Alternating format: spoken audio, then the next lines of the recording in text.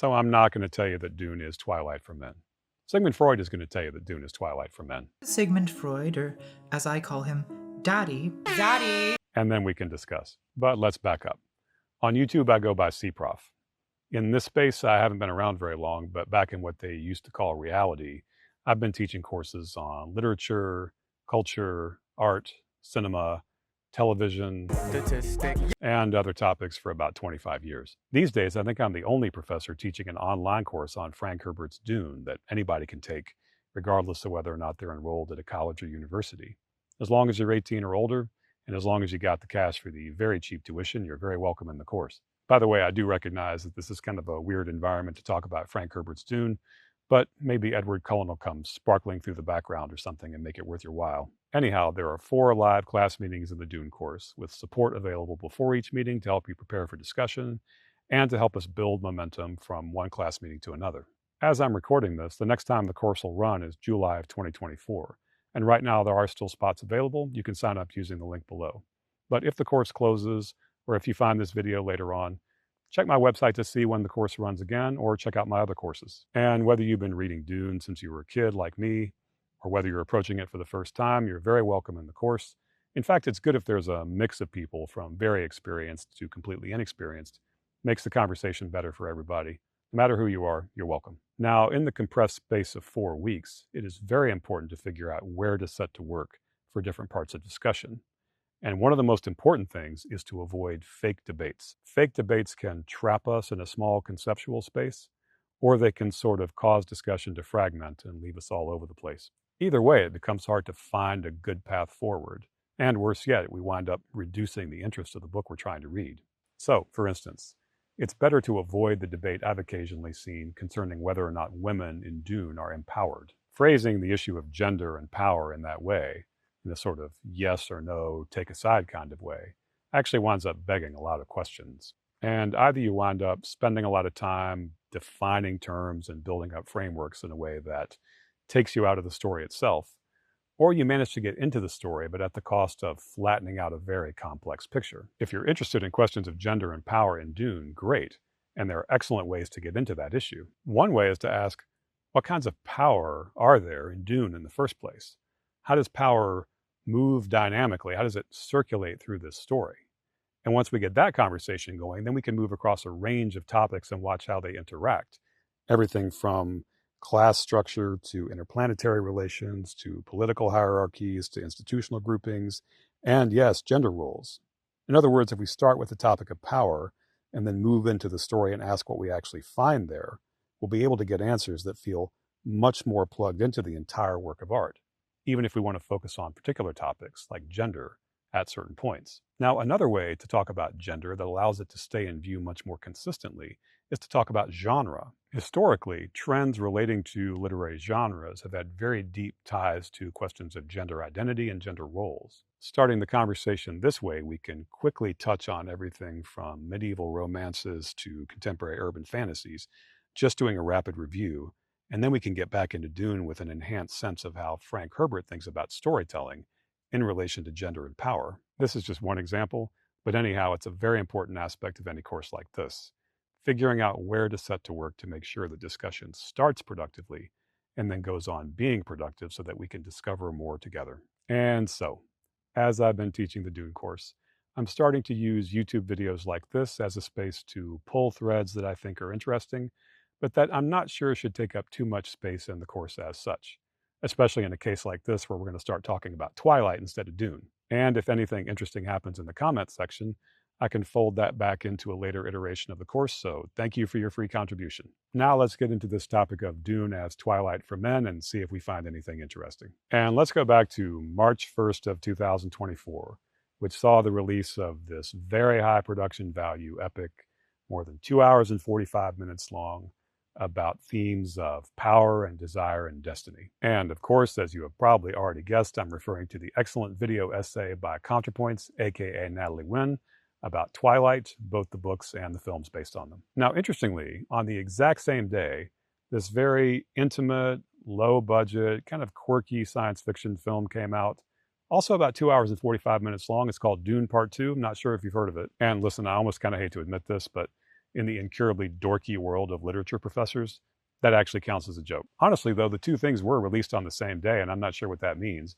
I'm not sure if that was like a flex on Natalie Wynn's part, if it was a sheer coincidence, or if it was one of those Jungian capital C coincidences that means something. Leave a comment. I admit I didn't even make the connection until I came across this Reddit post entitled, "Dune is Twilight for Men." It appeared in the Contrapoint subreddit, and the minute I saw it, I thought, okay, if I can't say something about this, then why in the world did I ever bother to research, study, and teach science fiction, or become a professor who teaches popular literature in the first place? The actual Reddit post is in the description. You can check that out and also check out the responses to it. It focuses on the recent films by Denis Villeneuve rather than the actual novel. And honestly, it only covers a slice of what we need to cover if we want to use the Contrapoints video to ask the question, is Dune Twilight for men? I want to go back and look at the actual video and see what Natalie Wynn says about Twilight and then work from there. The video is long. I am not going to cover everything. In fact, I just want to cover three things. And the first is simple and obvious. Twilight is a fantasy of being loved eternally, literally eternally. Literally. By a rich, powerful, super hot guy who cannot get enough of you, and then having a happily ever after that really lasts ever after. Is art supposed to inflame the mind? Or is it supposed to cultivate the principles of virtue and religion in the minds of the youth? Personally, I prefer it to be inflamed. I want to feel good. I don't want to be good. And Stephanie Meyer apparently agrees. I never stop and think, oh, this is a role model for people. It's fiction. It is fiction. This is Twilight 101, right? Super basic, super easy. Don't think anything more needs to be said. Let's move on to the second point, which is more interesting. This more complex point is about how the fantasy gets elaborated. There are all these elements in Twilight built into the plot and into the structures of character difference that basically act as covers for the fantasy, that provide it with a kind of plausible deniability. One obvious example from late in the series is the way that Bella's wedding plays out. The function of disavowal in fantasy is that you get what you want without the indignity of having to ask for it, or even against your will. Edward's fashionista sister Alice is always feminizing Bella, ordering her to wear high heels. And Bella's like, no, stop. I wear flannel and drive pickup trucks. I'm totally butch. But clearly, she's into this forced feminization, this de-butching. Bella is adamant she doesn't want a fancy wedding, but Alice insists, so there's a fancy wedding. Obviously, Stephanie wanted there to be a fancy wedding, but you know what people say about women who want fancy weddings. Divas, bridezillas, not a cute look. So thanks to Alice, Bella gets to have a fancy wedding without the indignity of having to want a fancy wedding. I think this is really strong work by Contrapoints, explaining how certain fantasies and elaborations to cover up those fantasies are rooted in or inspired by social reality. In this case, social disapproval of women who are perceived as caring too much about their weddings, acting like bridezillas, and so on and so forth. There is no doubt that Twilight, as a narrative universe, and also as a window into the life of the person who wrote it, is a fascinating opportunity to trace the relationship between social norms and social prohibitions on the one hand, and the wellsprings of fantasy on the other. My favorite instance of this in the Contrapoints Twilight video is what Natalie Wynn calls the cuck tent. Can we talk about the cuck tent scene? I so never thought I would be saying that phrase. Why is no one talking about the cuck tent scene? This is a plot element that requires Bella, for the sake of her own survival, to cuddle up with a werewolf who loves her and is super hot, in both senses of the word, while the vampire who also loves her but who can't warm her up physically has to watch this totally necessary survival cuddling Survival 101. right before his eyes while coldly seething with jealousy. Cope. As Natalie Wynn points out, this is the fantasy of having two men at once, or at least being intensely desired by two men at once, completed by the fantasy of not having to admit to wanting two men to want you at once. Don't fight. How convenient. Now, it's around this issue, the issue of fantasy elaboration, that the Freudian elements of Natalie Wynn's thought really come out. And it's very understandable to use Freud for this purpose, because he is such a great thinker on the question of denial and repression. Arguably, he is the big brain thinker who can help us understand the twists and turns that desire takes when it's forced out of sight, or at least out of immediate view, because of personal shame or social disapproval or other forces. so that it changes form, mutating and manifesting in various ways. When it comes to fantasy, at least as Freud understands it, the more complete the denial, the more satisfying the fantasy. Now, if this line of reasoning were the only insight about Twilight that Natalie Wynn offered, I'm not sure I'd be making this video. Maybe, but I admit that the thing that really interests me is a third thing that I haven't mentioned yet. See, we might expect that the twists and complications that deepen and enrich the fantasy in Twilight would also shore up or solidify the opening terms with which the fantasy begins. And of course, in Twilight, all of those terms are very strong contrasts between man and woman, predator and prey, pursuer and pursued, powerful and powerless. But right here is where the Contrapoint's video goes in an interesting direction. She argues that the twists and turns of the fantasy as it gets elaborated actually take apart the terms with which the fantasy begins. If Twilight begins with the strong contrasts I noted a moment ago, it becomes a story of blending of roles, of energies, of impulses. Most obviously, Bella does not stay in the position of prey. She becomes a predator. What emerges for Contrapoints regarding gender in particular is not two contrasting roles or categories, but a duality in which masculine and feminine energies both mutually define one another and flow into one another. I can't do full justice to what Contrapoints accomplishes here, but we can look at an interesting sample. Even Stephanie Meyer's heterosexual world of innocence has its subversive gender-fluid elements. Edward Cullen, while in some ways a typical lover, father, god figure of feminine fantasy, also has an alluring, demure, feminine appeal. In Breaking Dawn, Bella, as a newborn vampire, becomes stronger than Edward. It's even implied that she becomes the dominant. Gender is not a binary in the sense of 0-1, but a duality in the sense of yin-yang. Yin and yang are interpenetrating opposites that constitute each other. Yin contains yang, yang contains yin. Men contain femininity, women contain masculinity. Is it possible Twilight isn't even about romance? Could this all be an allegory for a more spiritual quest? If a romance novel dramatizes the internal struggle to integrate the masculine and feminine elements of ourselves, then Bella and Edward are not just characters, they're projections of our inwardly conflicted nature. Now, what I find most interesting about Contrapoint's approach here, whether or not she's conscious of this, is how well she plugs into older trends of literary theory and psychology concerning dualistic energies around gender roles. And in the Dune course as such, spoiler alert, we'll be looking at some of those older trends in relation to Dune specifically. But for now, in just this video, I think we're finally ready to address the question, is Dune Twilight for men? And if we're going to take Twilight theory seriously, we're going to have to ask the question 3 times in relation to the 3 topics we just covered. So first, is Dune Twilight for men in the sense of offering a happily ever after, socially stereotypical fantasy of male fulfillment? This one is easy. The answer is no. If you simply read for the plain meaning of the text, Dune is obviously not an escapist fantasy of men's empowerment. In fact, it's intended to oppose that kind of escapism. Honestly, the contrast with Twilight could not be stronger here. When Bella Swan winds up with the vampire of her dreams, this is a genuinely happy ending for her, and by extension for millions of readers and viewers. Within Dune as a story, this is obviously not the case for Paul Atreides. His ascendancy doesn't do him any good, it's not good for the people around him, and it gets billions of people killed. And in response to the post in the Contrapoints video, several people point this out very specifically, people who are obviously quite well informed as readers of Dune. Here's a part of just one response, and again, you can use the link to read more. Paul is not a male fantasy come to life.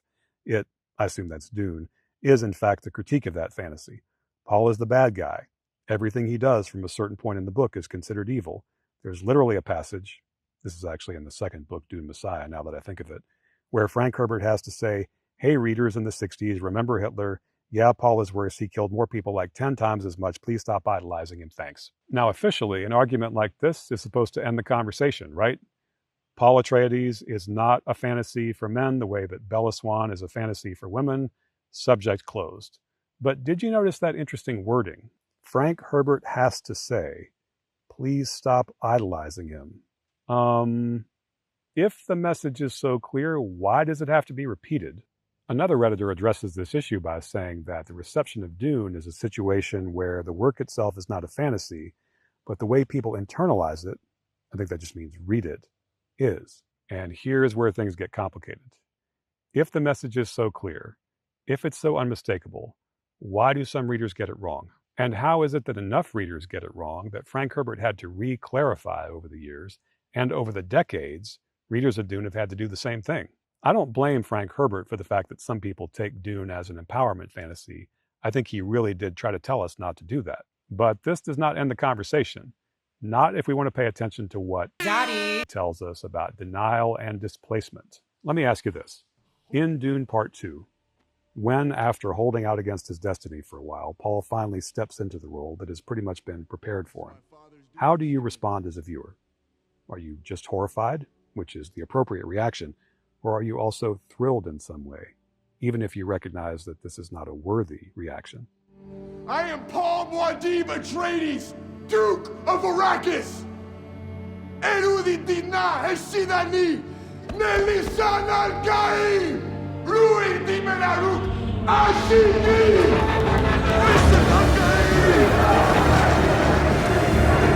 Of course, you can answer this by saying, yes, I am thrilled.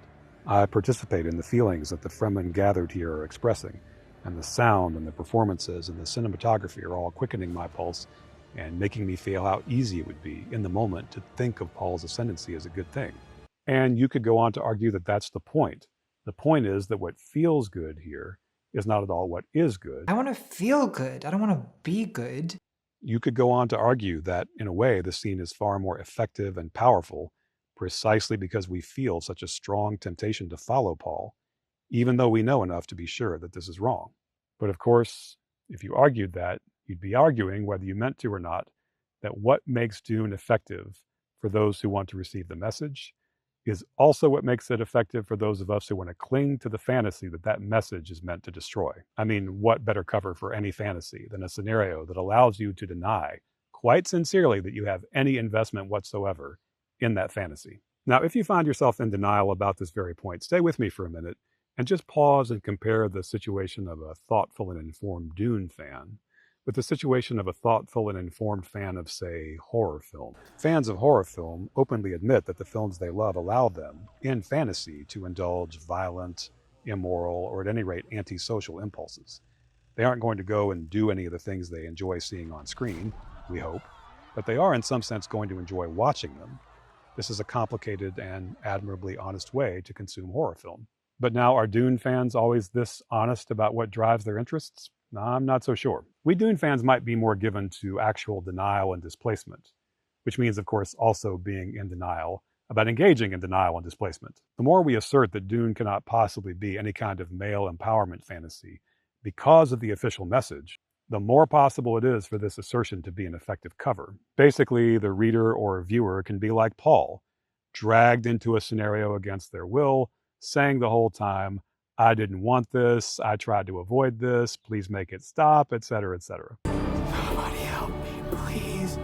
How convenient. It's interesting to note that while Dune and Twilight seem to be the opposite in terms of how the messaging and the fantasy interact, they might actually be very similar, if not identical, when it comes to the way that the elaborations of the fantasy allow us to indulge it, even if, in the case of Dune, nobody wants to admit that that's what's going on. Okay, so we're on the cusp of a sort of Freudian thought spiral here, where the more that you deny that Daddy might have any point whatsoever, the more you might want to actually slow down and admit that Daddy might have at least a little bit of a point. Leave comments if you want to make suggestions about how the thought spiral can be avoided.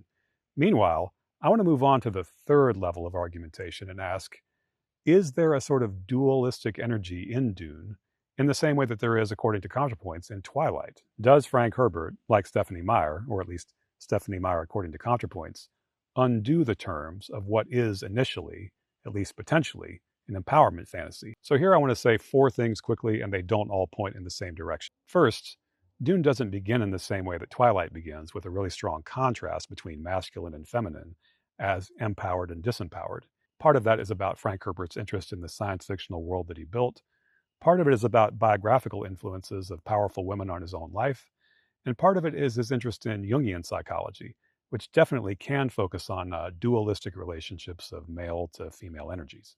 If you take the Dune course, we will definitely read some Carl Jung together, and it's going to help us out a lot with this issue and a few other issues as well. The second thing to point out is that while Frank Herbert has a very complex vision of power, he's just not as compelling, as complicated, or as innovative as some other science fiction writers of his generation when it comes to sex, gender, sexuality.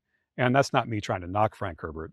I'm just saying that we shouldn't expect too much of Herbert in this way, when in fact there are other science fiction writers who came along in the 60s who arguably just have a lot more interesting things to say on these topics, at least at the level of how characters interact. The third thing to say is that Frank Herbert got more complicated and interesting as the Dune series went on. He kept on sort of further complexifying, is that a word? And qualifying his ideas about gender, power, and desire. And so the things that he seems to say in the first book are constantly modified by things he says in later books. And of course, I can't pull those threads now. Let's just note that Herbert himself seemed a bit discontented with what he managed to accomplish when it came to gender, sexuality, and power. And so he kept revisiting these topics and trying to complicate them more as the series went on. How much that plays for you right now depends on where you are in your Dune journey. The fourth thing to say is that when it comes to the question of Twilight for men, the real complexities in Dune probably lie in the relationship between power questions and genre questions. Herbert had an astounding ability to take apart generic conventions and recombine them in various ways. This is a strength of a lot of science fiction writers, but it's especially strong in Herbert. To help with this in the Dune course, we're going to read a little bit of Northrop Frye's 1976 book, The Secular Scripture, a study of the structure of romance. When Frye says romance, he's not so much talking about love stories, so this is not necessarily romance in the sense that we use the term now. Frye is talking about stories that get their energy from entanglements of plot, rather than from the inner lives of characters. So basically, storytelling patterns in popular fiction in the West from before the era of psychological realism, fantasies that continue today in everything from many kinds of fantasy literature to daytime soap operas. Now, Frye says that romance, as a genre, has a naturally contrasting energy when it comes to gender. Stories that drive forward through force or violence are generally associated with men or masculinity. Stories that drive forward through forces of negotiation or deception or disguise tend to be associated with femininity and with women. If you don't take the Dune course, I still recommend that you read Frye for a good background on Contrapoint's approach, because I think she can be seen as taking Frye's vision and then sort of making the energy of masculine and feminine flow into each other in a way that emphasizes duality. And I think that that's a thread that's there to pull in Frye, something that he almost but not quite said that Contrapoint in effect says for him decades after the fact. But for our purposes in the Dune course, Frye will help us ask, how does Frank Herbert see the traditional gender power equations of romance? In what ways might masculinity in Dune be just as aligned with deception and so forth as femininity is?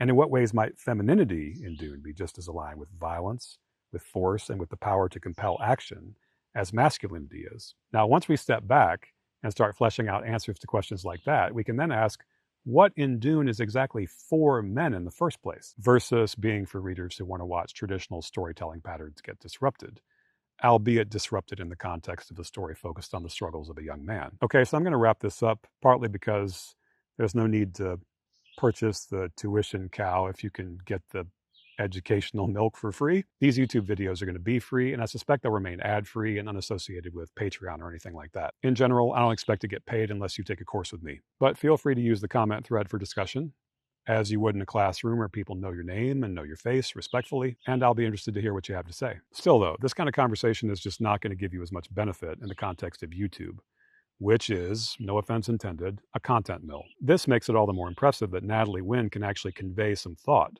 on YouTube, and can convey thought in the form of images as well as words.